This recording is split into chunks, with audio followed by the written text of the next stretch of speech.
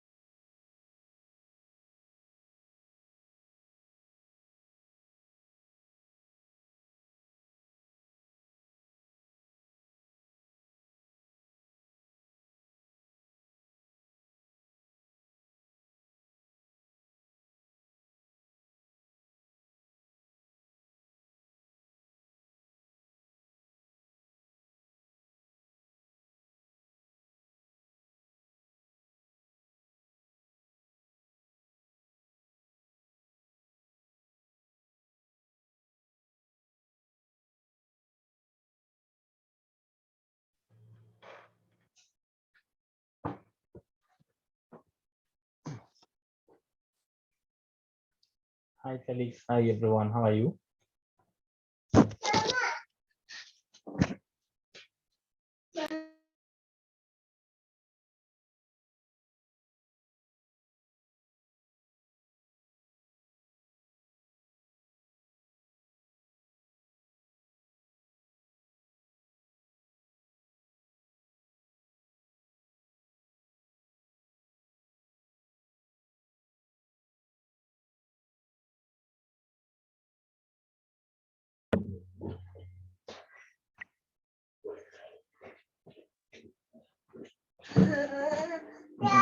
Hii ni dawa.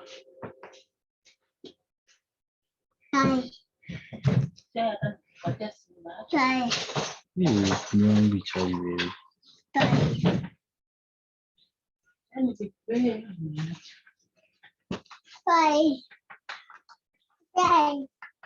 Wewe tabia tai.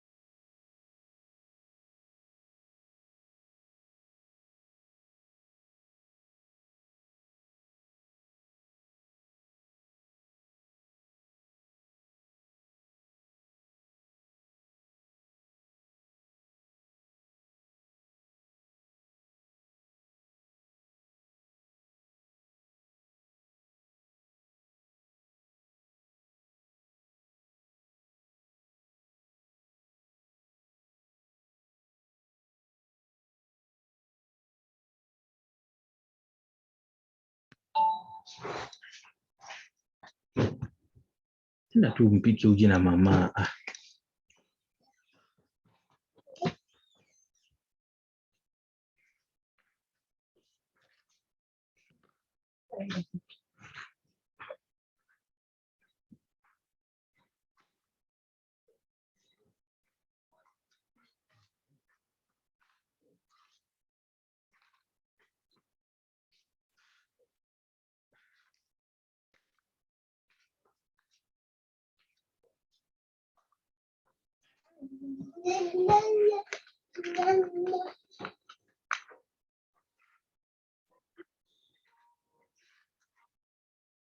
Endeni mpike uji na mama. Nenda.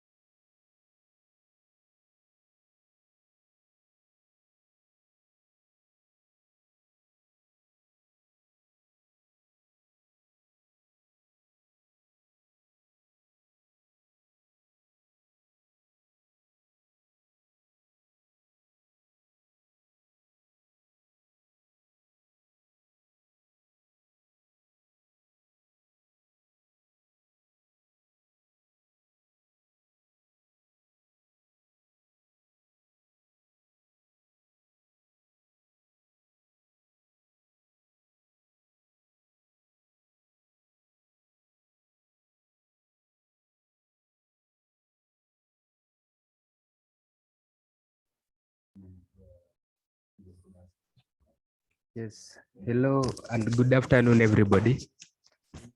Good afternoon too. Good afternoon, Silas. Yes. Mko salama?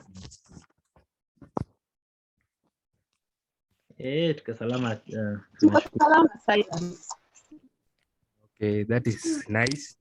I'm really happy to see you guys here, and I will just love to introduce my team, the team from Somo. So I'll first of all introduce Super Joshua just to tell us something, please. Thank you so much, Silas, and pleasure to be in this meeting. Yeah, so I'm looking forward to the session. It's actually already 12:01, and we do not want to actually take much time because, of course, there are entrepreneurs who were here earlier. So I think we are already having 41 entrepreneurs. Others will join us later on, but our speaker is also here with us, Mr. Brad Elliott, and yeah. So in a short while, we are just to give him an opportunity to just take it up. So I think what I will just do very quickly is to introduce Brad because of time, so that at least we know who is Brad. I know there are many entrepreneurs who knows Brad in so much. He's been a wonderful mentor to so many entrepreneurs, some of which are also in this call. And just to those who do not know Brad, I will just like to just share with you a little bit about his background. So, so Brad is an entrepreneur, educator, trainer, coach, founder, and managing director of Alex Holding Limited. He has recently moved to Nairobi with his family. So runs an English language school, a soft skill training company, and a coaching company in Rwanda. He is currently looking for entrepreneurial opportunities in Kenya, partnering with local talent. He has over 20 years of training and communication skill experience, as well as having built companies from scratch in challenging markets. He has managed sales teams, service teams, and operations within several businesses. In one company in Switzerland, he helped double the company's revenue from $5 million to $10 million over a 5-year period. So originally from the UK, he lives in Karen with his wife and 3 young children. So that is more about Brad.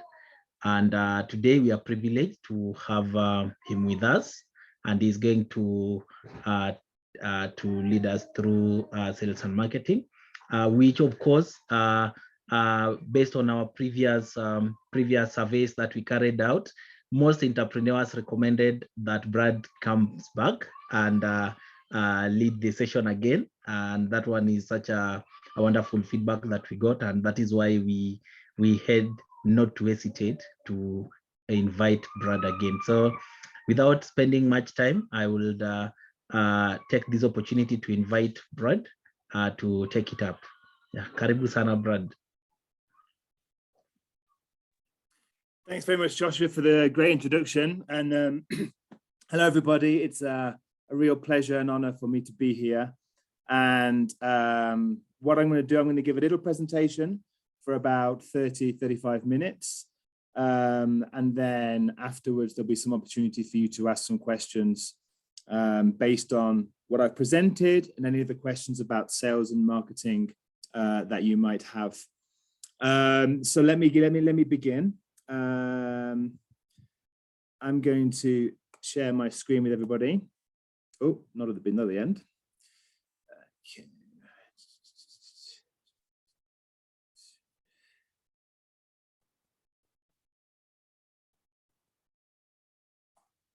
Can everyone see my screen? Thumbs up or give it a wave. It's okay. Can you see it, Josh? I can see from my end. Perfect. Okay, so today I'm going to talk about a particular part of the sales and marketing mix, which is sales tracking and effective sales tracking. I think it's probably fair to say that all of you would like to make more sales. I think it's also probably fair to say that all of you would like to give your customers better products or better services. In order to do this, sales tracking is a tool that you can use to achieve this. Now, you may be wondering what the link between tracking your sales and service is, and we're going to explore that over the next 30 minutes. And as I said previously, you'll have an opportunity to ask me questions about the presentation and any of the questions you have at the end. So, sales tracking, tracking your sales, measuring your sales. For me, it's one of the most fundamental, essential part of a successful business. If you don't track various things about your sales and marketing mix, it's going to be very difficult for you to improve your business. Peter Drucker, one of the most famous people in business management and corporate management, said, if you can't measure it, you can't manage it. So tracking is a way of measuring the effectiveness of your sales system, your sales process. You can expect what you inspect. This may sound a bit of a strange thing for some of you.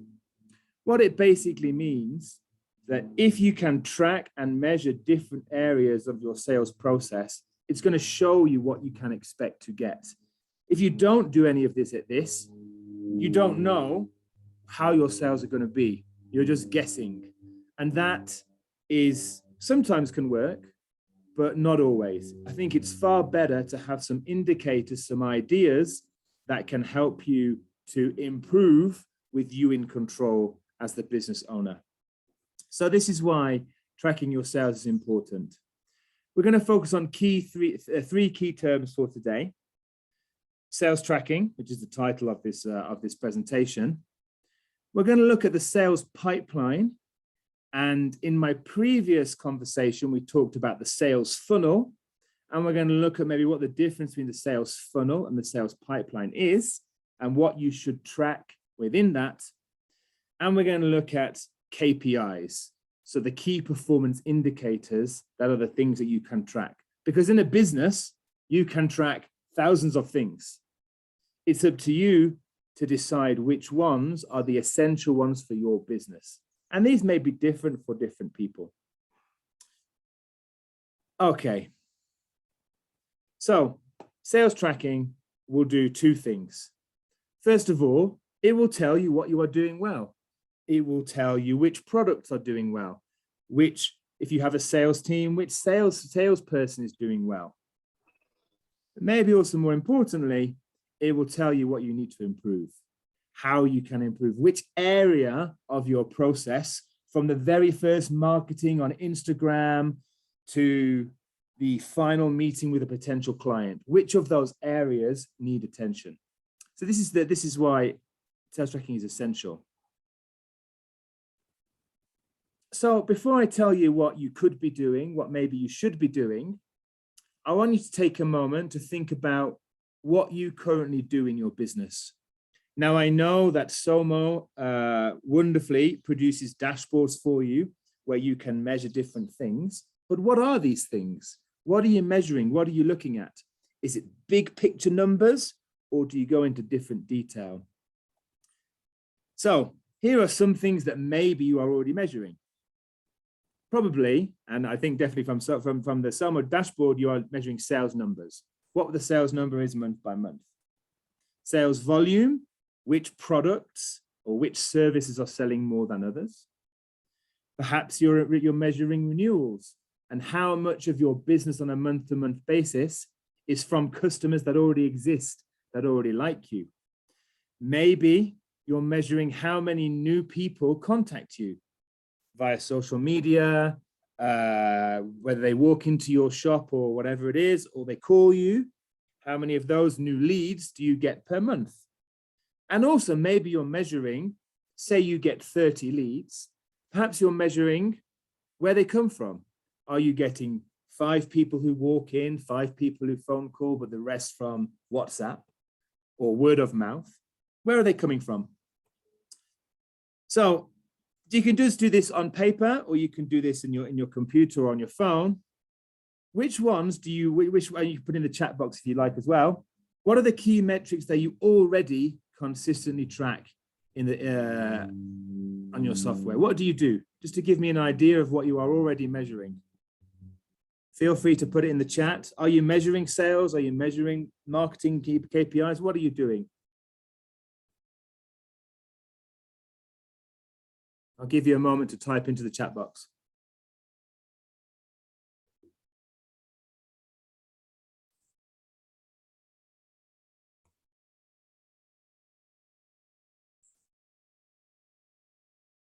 Nobody's measuring anything. That can't be true. I'm sure you are all measuring sales numbers, no? Sales numbers, thank you. Numbers. Which numbers, Winnie? Sales numbers, sales volume. Okay. So the first two, customer retention. Anything else? Or is it just those kind of 2 or 3 things? Customer traction from Kevin. Okay. What does customer traction mean? Numbers of renewals, new leads, customer retention. Thank you. Okay. Numbers of admission of children in daycare. Okay, great. Cool. So from that, thank you. You are already measuring some things. Now, these, what you have put in the chat are kind of the obvious ones. You want to know how much you're selling, how many new customers versus existing customers you have, but you can go into more detail. And the more specific you get in your information that you are tracking, the better you can improve all the different processes. So I'm going to suggest some other things that you can measure, and then we can discuss whether they might be useful for you or not. So, second question for you to put in the chat: how do you measure these things? If you are measuring sales volume, or if you are measuring customer retention, how do you do that? Are you doing it on a paper? Are you doing it on a spreadsheet? Are you inputting the data into Soma so Soma does it for you? Are you using a customer relationship manager? What are you currently doing? Let me just put in the chat, take a moment to put in the chat what you are, how do you measure? So first we asked what you measure. Now we're looking at how you measure. How do you do it? Is it Excel, Google Docs, just on a piece of paper? What is it? What do you do?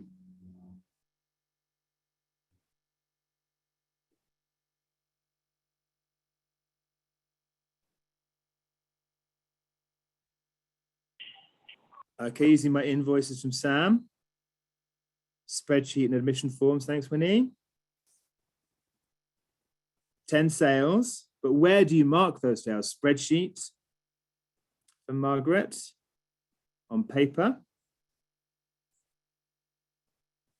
Excel, sales on paper. Okay, all of that is fine.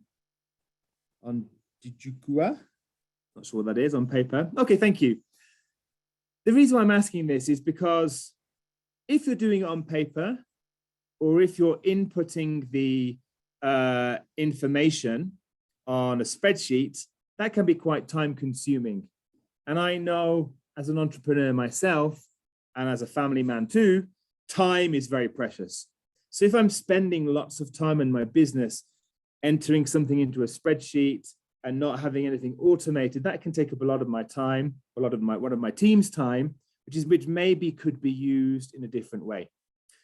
So one of the things I invite you to look at, and one of the last chats mentioned this, was perhaps look at how you can measure sales volume, etc., in a more automated way, so that you don't have to, well, first of all, you don't have to spend too much time, and also so you get some interesting pieces of information, more than just the sales volume. Because the better the tool, the better the tools, the better you will be able to measure quickly and accurately.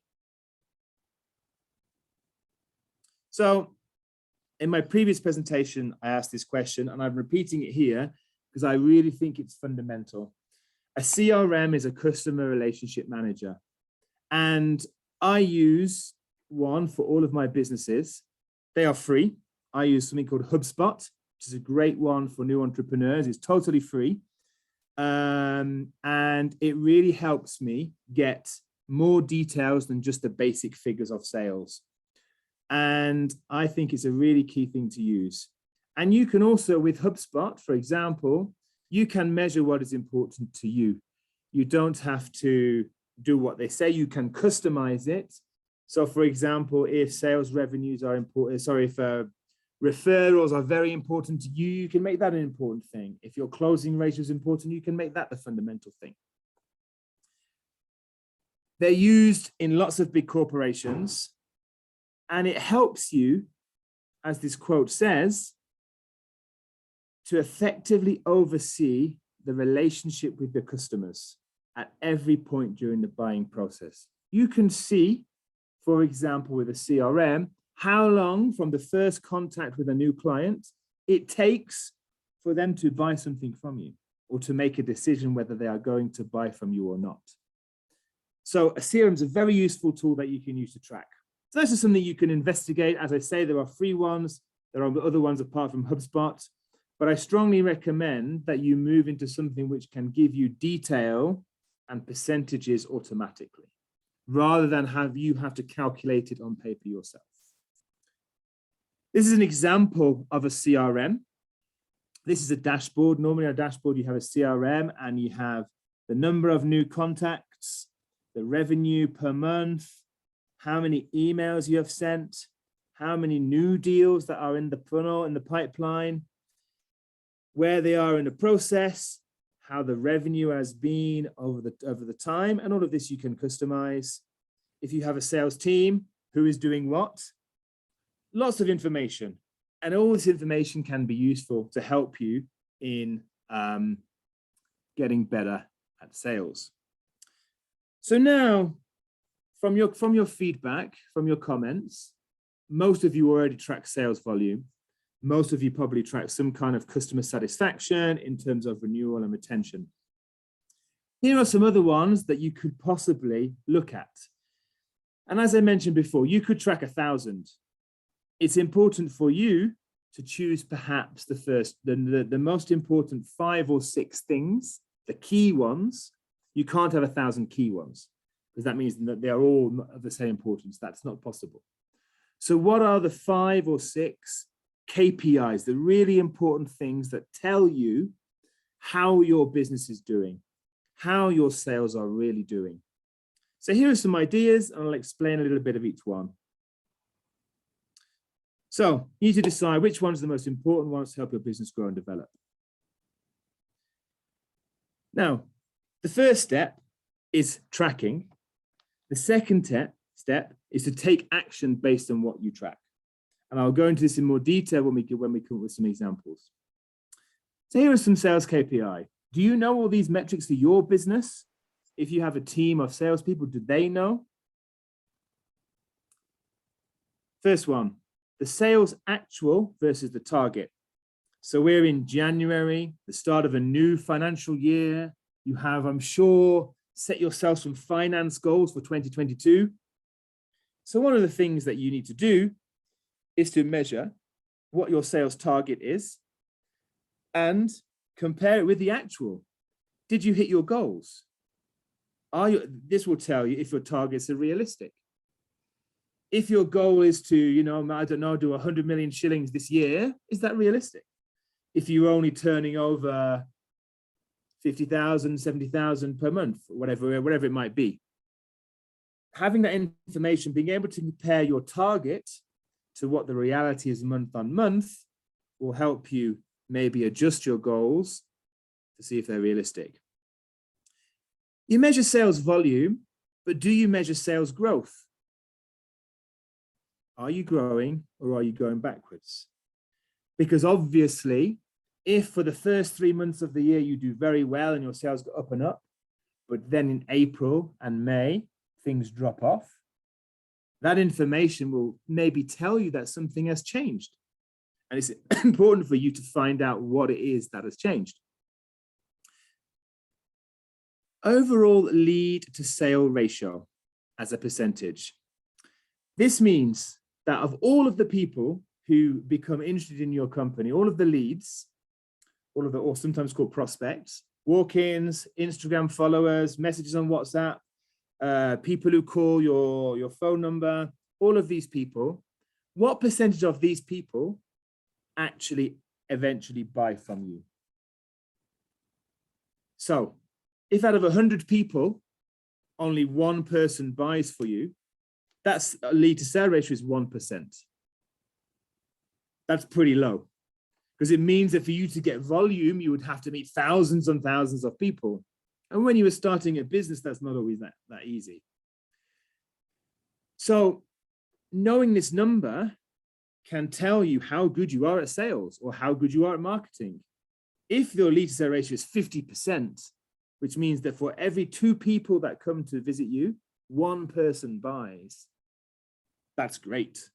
That means maybe you need to focus more on the marketing side of things to get more leads, because once you get the leads, you will be able to sell to them. So that's often an important metric for you to understand. Then, slightly more in detail, is a lead to an opportunity ratio. So a lead is somebody who expresses an interest. Instagram post, walk in, they call you. An opportunity is somebody you have spoken to and they have expressed a real interest. Now, this difference will give you the idea of what percentage of your leads are what we call good leads. For example, if you have an expensive product and 50% of your leads are people who you know cannot afford this product, then that shows you that the marketing is going in the wrong direction. Or, for example, some people might not be your target customer. Maybe you are having you want to attract other businesses in your area, but you are attracting individual customers. Now, this information will tell you whether you are pitching your marketing correctly or not. Normally, the better your message and the better your initial Facebook page, or the nicer, the more accurate your shop represents what and who you are as a business, the fewer bad leads you will have. If you're getting lots of leads who are wasting your time, that is not a good sign. It means that something needs to change.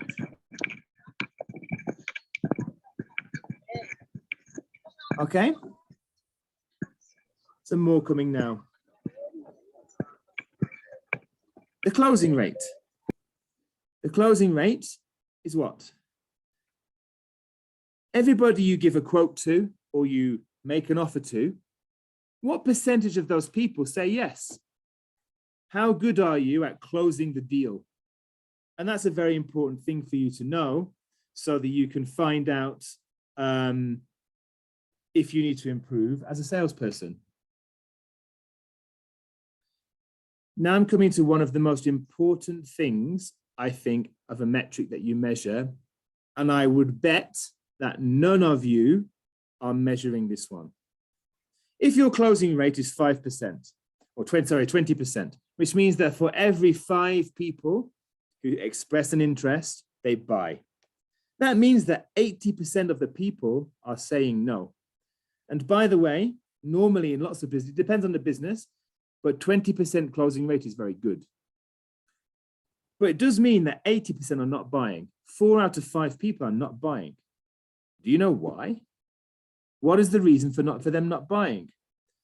If of all of these things, I think this should be one of the most important things to do.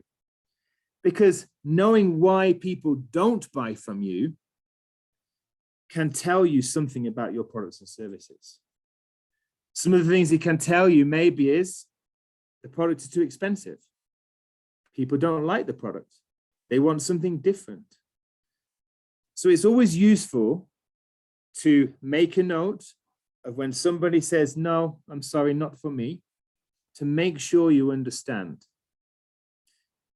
To give you a specific example, there is a difference between someone who cannot afford your product or service. That means they don't have the money. If they had the money, they would like to. They would like to buy, but they don't have the money.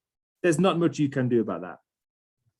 But if somebody says your product is too expensive, that means that you have not created enough value in the potential client's mind about your product. So that's a very important thing. Why don't people buy? From a marketing point of view, and this is if you are spending money on marketing, Facebook campaigns, etc., how much does it cost you to get these leads? This is a marketing thing, right? So if you're spending $100 or 10,000 shillings on a Facebook campaign, but you only get 2 leads from that, that's $50 per lead, or 5,000 shillings per lead. It's a lot, it's expensive. It's important to find out how much this is costing you from a marketing point of view. Of course, if the marketing is free, it doesn't cost you anything, which is good. Find leads by source. Where are your leads coming from? Do you segment leads from social media, walking into your shop or your boutique, people who call you, word of mouth, referrals? because you can see which marketing channel is the most effective. If you are putting all of your effort into Instagram posts or Facebook posts, but all of your leads are coming from phone calls, or for a website maybe, then that's imbalanced. You would focus more energy on where your leads come from with a view to getting more and more leads. Another obvious one is sales by item. If you have a range of products, if you have a range of services, what are your most popular products? Which ones bring in the most revenue? Which ones don't? If you've got a food thing where you have 5 different cakes and you spend the same amount of time baking each cake, but 2 of them nobody buys, maybe you don't make that cake anymore. You make more of the cake which everybody is buying. So all of these things you can measure, and a CRM can help you do this. Last slide of some sales KPIs. Average sales price. How much do your customers spend on average? If you have a returning customer, how much do they spend? Because this can help you plan for the future revenue if you need to invest in more machinery or more things. You can predict how much people spend. Because maybe one thing you could do with an existing customer is to encourage them, entice them to spend more on average. Because they're already your customers, maybe you can sell them something else on top of what they have already bought. Important one that some of you are already tracking. What percentage of your sales are renewals? Existing customers. Very often with sales and marketing, we focus so much on getting new customers and more business. But most of you probably have existing customers already. They already like you. They already know your product. They already think that your brand and your business and you are great. You build a relationship with them. So why not? That's an easier channel to get sales from than trying to always get new customers. You should do both, but it's important to measure what your percentage of sales are renewals. Similarly, what percentage of your sales are referrals? How much of your sales come from word of mouth? How many people have told you?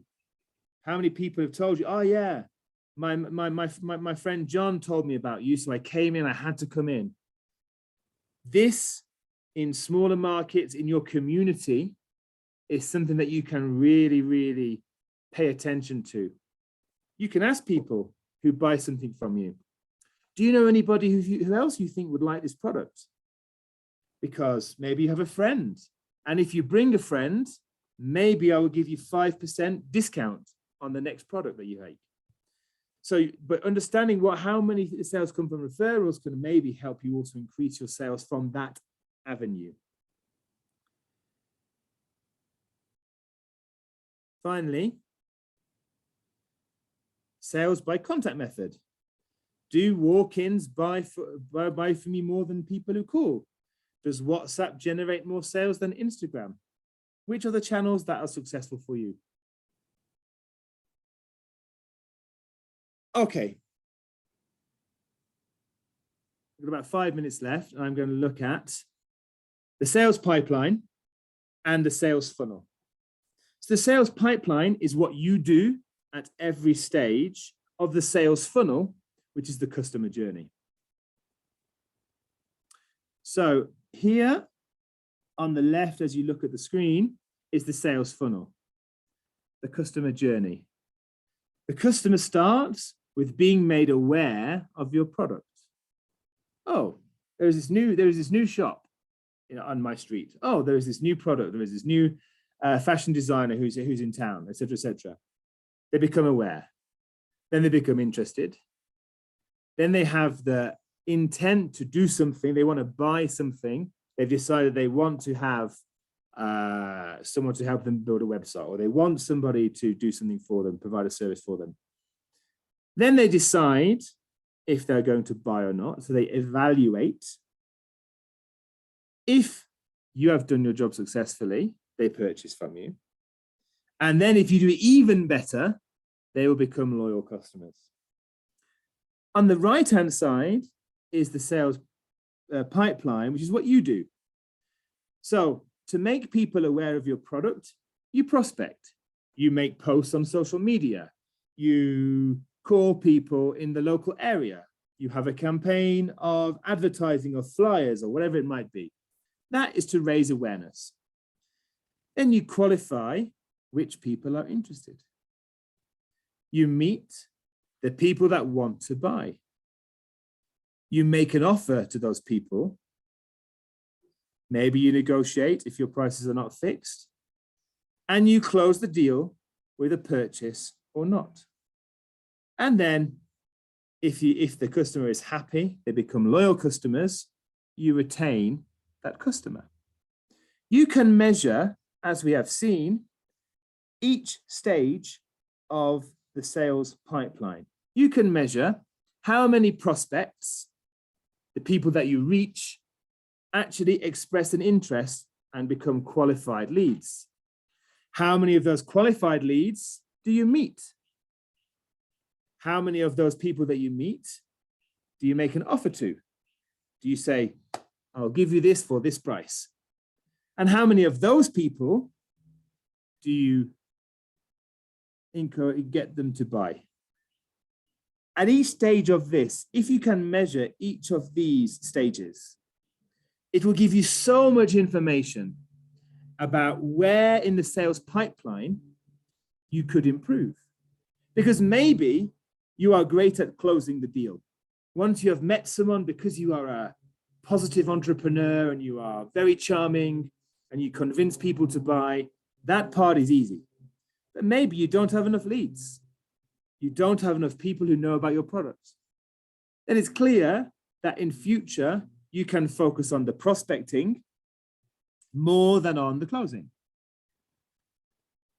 The opposite side, maybe you are great at getting lots and lots of customer interest, and people really want to visit your shop, or they want to call you and talk to you and contact you on social media.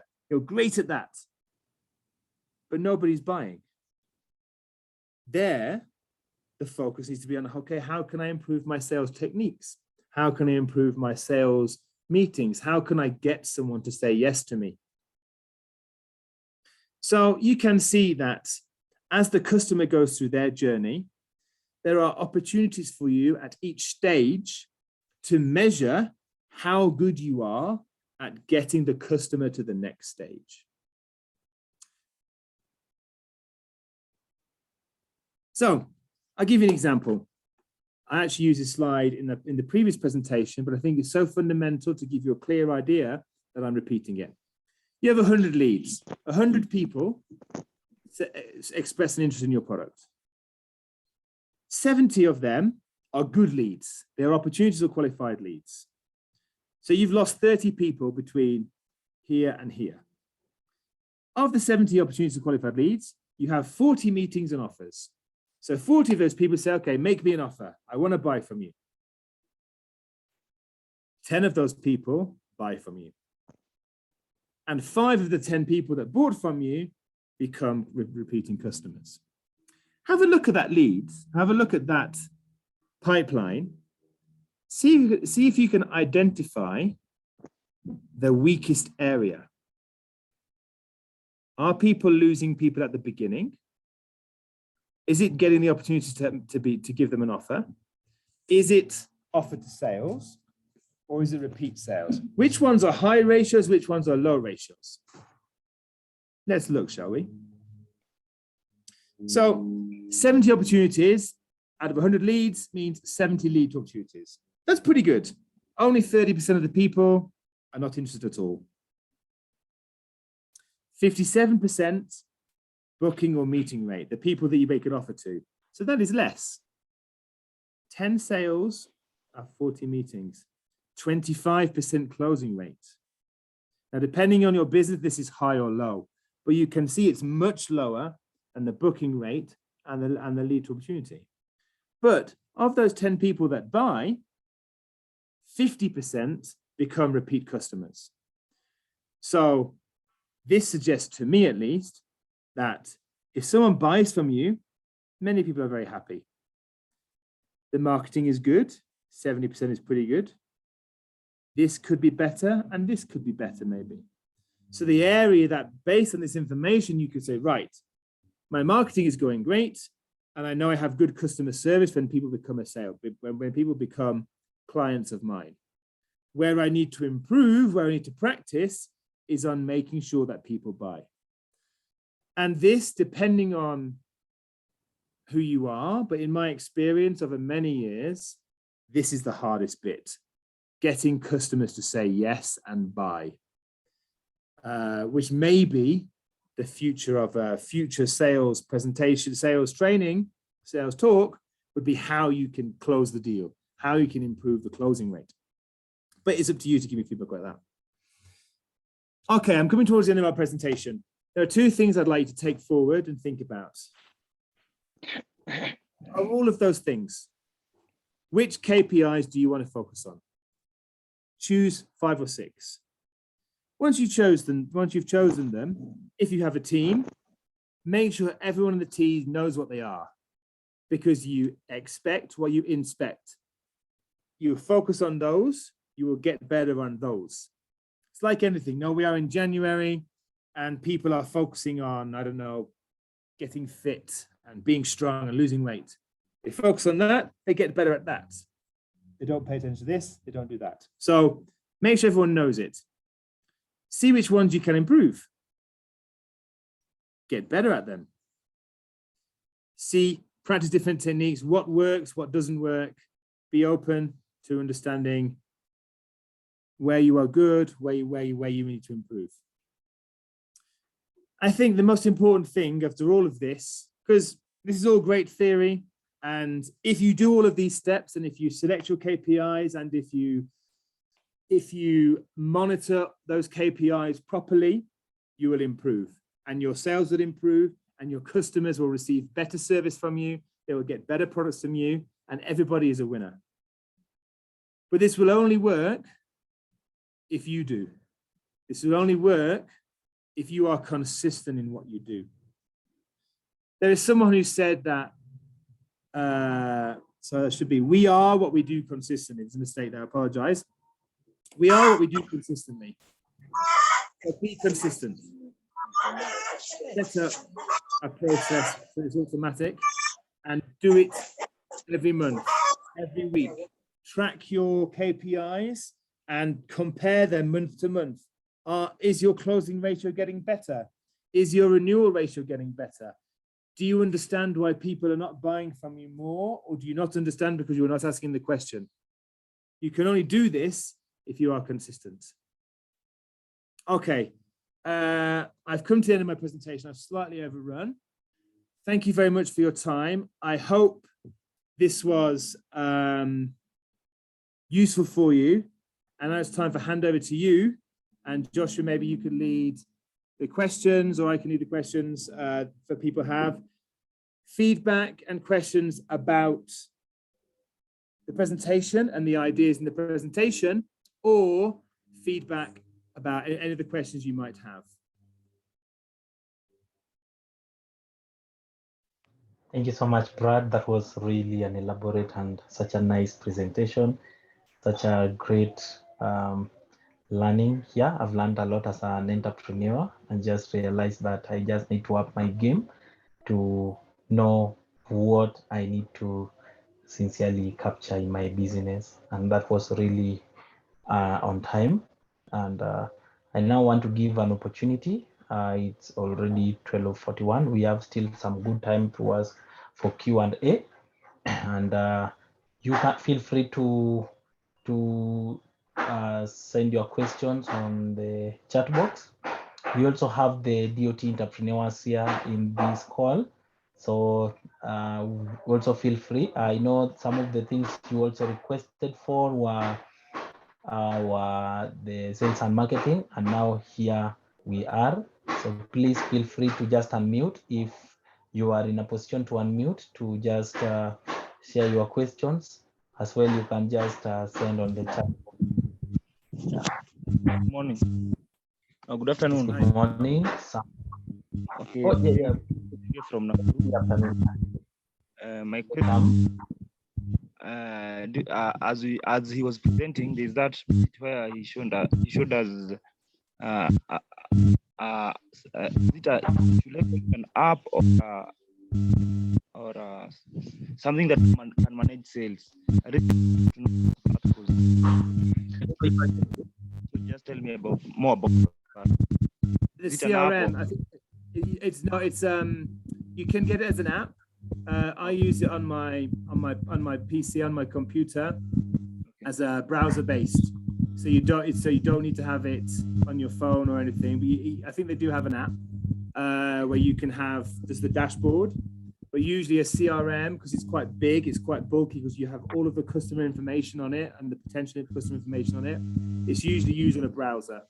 So that's where you find it. That's where you find HubSpot. Okay. I hope that answered your Thank you question. so much. Yeah, thank you so much, Sam. There are also some questions on the chat box. Mhm. I think we want to read them. Is it okay if my products are branded green? Yes. I think that's good branding. From Audrey, apart from number of sales, what else is measurable in the agricultural industry? There are lots of things you can measure. You can measure repeat business, which of the people you sell to come back. You can still measure, of all the people who are interested, how many of them buy from you, lead to sale ratio. You can measure customer satisfaction, how happy they are with your business, with your products, whatever it is. All of the KPIs, more or less, that I showed you work for any industry.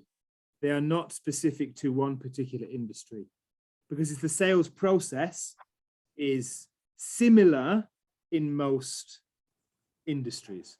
So you can apply it to agriculture in the same way that you can apply it to training or whatever it might be.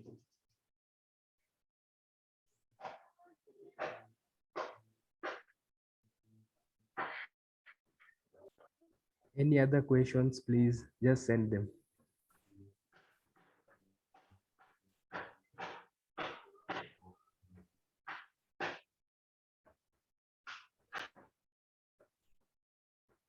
Or some of the entrepreneurs can also give us feedbacks on how they have learned and what they have learned from today's session.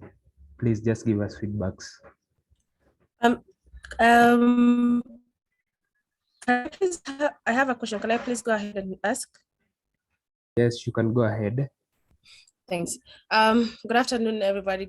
Thank you so much, Brad, for that presentation. I think it was very elaborate, and also just it was in time for me and I guess the sales and marketing team at Somo. The question I have is on the pipeline and the sales funnel. What would be your insights on now? Because there are many instances where you go out there, you talk to the partners about your product or service that you're offering. They're really excited. So all through from the awareness stage, but then the bit of now getting the yes becomes very hard. So I would really like to know the insights you'd have on how to get that yes from the potential partners we are reaching out to. Thank you. Okay, thank you for your question, Tamizi. Hope I'm saying your name right. Yeah, I think you've highlighted an area that is tricky for lots of entrepreneurs. It's something that I struggled with when I was starting out in business. It's relatively easy these days to get people aware of your business. It's bringing them from that to the sale that is the hardest, as you've rightly identified. For me, I think, first of all, the marketing needs to be correctly targeted, in the sense that you need to ensure that your marketing is actually bringing people who are interested in, who are the right fit for your type of customer. Because if you're marketing to everybody, but in fact your typical target customer is a young person between the ages of 18 and 30, then is your marketing reflecting your target market? That's one way of ensuring that the people who are interested are more likely to go further with your product. All right. So that's the first thing. Make sure that the people you're reaching are the right people. Secondly, for me, it's also about how you can create value, the idea of value, and how the customers will feel. So this is about, it's essentially a sales technique. Okay, it's not just about listing what how we know the different things of the product or service, the different benefits or whatever it is. It's about building a relationship with a potential customer, creating value in the customer's mind that it's worth them spending whatever it might be on your product or service. And sometimes we can rush it. We can go too quickly. This is my product, blah, blah, blah. It does this, bam, bam, bam, bam, bam, because we're trying to get to the sale too quickly. Sometimes it's worth spending a bit of time really finding out from the customer what their needs are, what they really want. And then you can insert how your product or service can meet those needs. There's something called in the sales, in sales training, there's something called the pain point. All right. If there's something that the customer is lacking, they're hurting, they're not succeeding because of this. So in my case, when I was training English, they had great businesses, but they couldn't speak English. They couldn't speak to international clients. So I would push on that pain point, say, look, you're missing so much business because of your language skills. And that is, oh yeah, I am, and that creates this need. And you're telling the truth because it's something that is, if you believe in your product, then that's fine. You're just showing them that your product can solve a particular challenge or problem that they have. So there's a couple of techniques that you can use. I hope that was useful for you, Timothy. Yes, thank you so much, Brad. Okay, I saw John Otieno raising his hand. Please, John Otieno. Anything? I'm okay. Okay. Okay, I'll just remind the entrepreneurs to please fill in their attendance. There is a link that has been sent on the chat box. Please use it to fill in your details for us just to know how many people have attended. Please do that. If there is any other question, you can ask. We still have some time. Or feedbacks.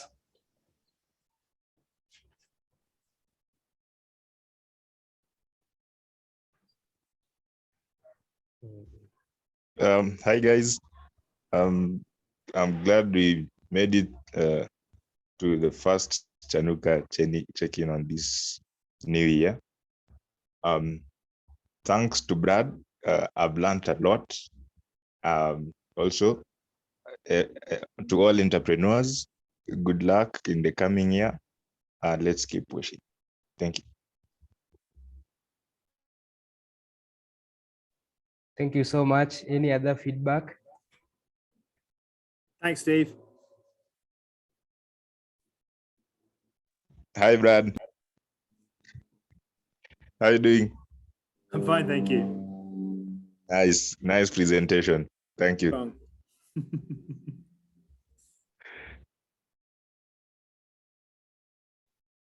Okay, I just want to thank Brad so much for his time that he has taken with us. And I know our entrepreneurs have learned a lot. We have also gained much from you, and we want to really appreciate you. For our entrepreneurs, there is no shortage of remarkable ideas. What is missing is the will to execute them. And I know that you are all going to execute whatever we have learned today in your businesses for you to grow.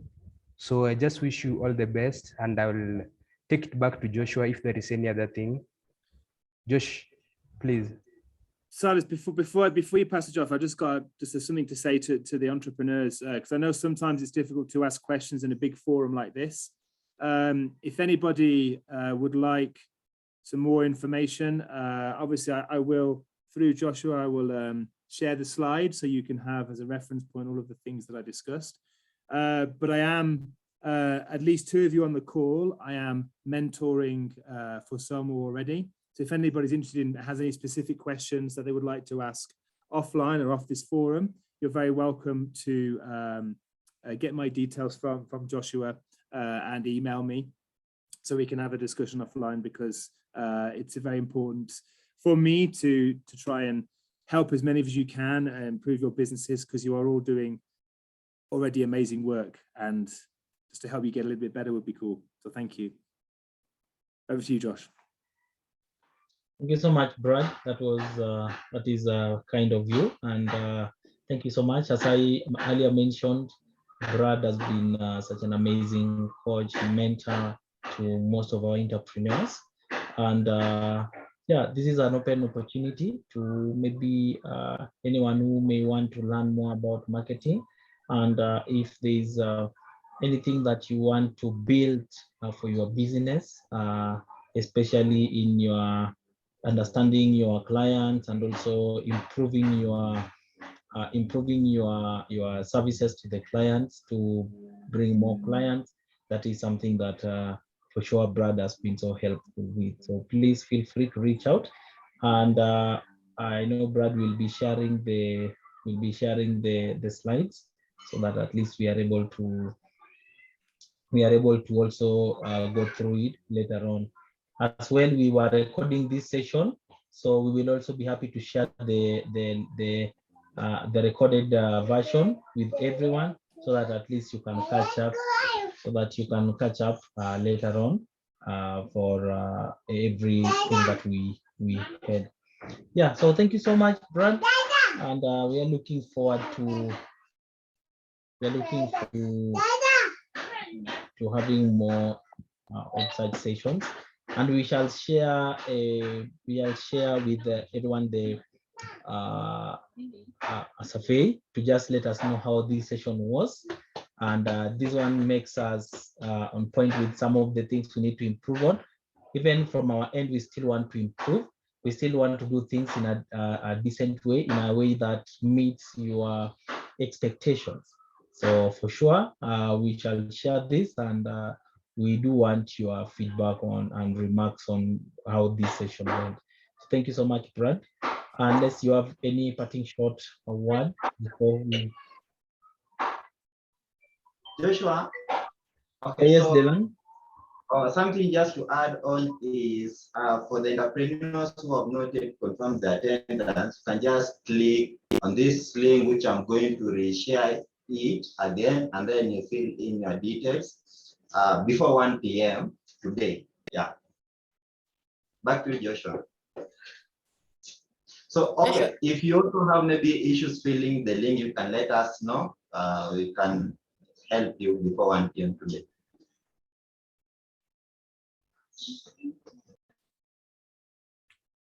I just wanted to say good luck to everybody for a successful 2022.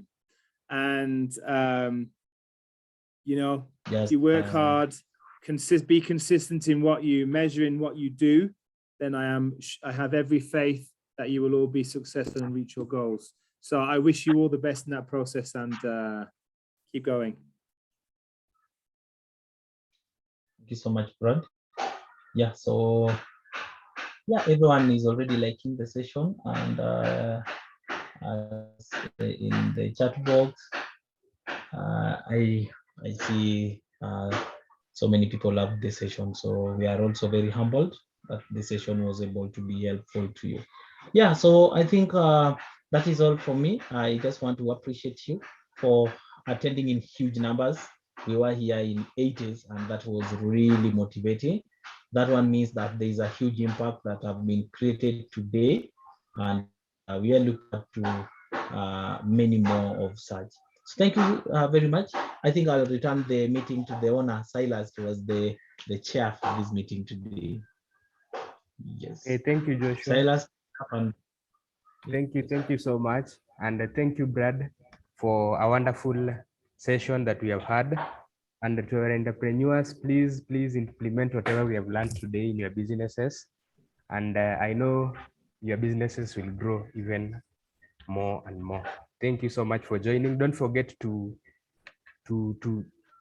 sign in, the attendance. Please do that before 1. Thank you.